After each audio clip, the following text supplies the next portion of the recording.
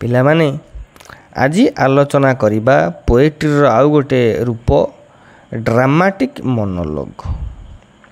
Mono कौन mono माने होची वन बा सिंगल लॉग माने कन्वर्सेशन बा स्पीच मन रखिबो। Monologue a long speech by one person. बुझी पाइलो मोनोलॉग रो डेफिनेशन टा।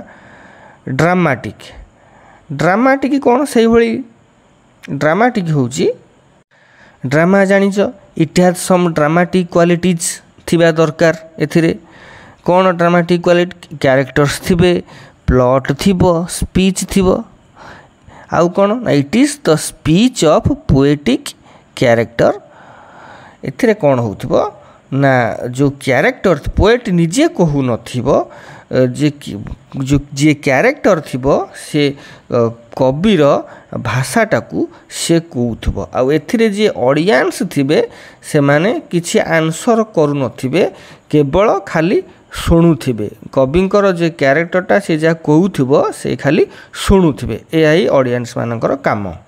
एहा छड़ा आधरे जो ड्रामाटिक एलिमेंट गुड़ा सबू थिबो रहे भल लागिबो। ड्रामाटिक एलिमेंट कौन रहे दरकार ना मेंटल कॉन्फ्लिक्ट रहिबा दरकार इमोशनल प्रेशर एई परि सबू ड्रामाटिक एलिमेंटा थिले ड्रामाटिक मोनोलॉगटा पॉपुलर हेई थाए एवं बहुत भल लागि थाए। एही जो ड्रामाटिक मोनोलॉगटी पिला माने मन रख तार ओरिजिन होची ग्रीक रु आसिला इंग्लैंड को। जेतले रेनाजा समय रे रेनाजा जो देखिथिबे मो रेनाजार स्वतंत्र वीडियो बनैछि से माने आसिले रेनाजा रु ग्रीक रु तार ओरिजिन आसिला इंग्लैंड को।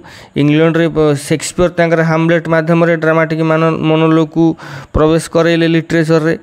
तापर एमती आसी आसी विक्टोरियन एज जिते पहुँचला रॉबर्ट ब्राउनिंग जड़े थिले तांकर बायोग्राफी भी पढ़ाई अच्छी चैनल देखिबो।